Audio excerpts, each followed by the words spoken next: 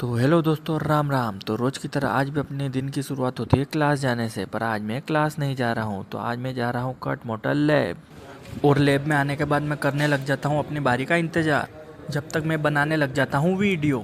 और वीडियो बनाते बनाते मैं सारे मॉडलों को कवर करने लग जाता हूँ, और इतनी देर में आ जाती है मेरी बारी।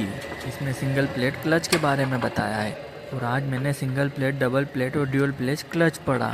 आज के लिए इतना ही। कल हम पढ़ेंगे सिंक्रोमैक्स गियर बॉक्स।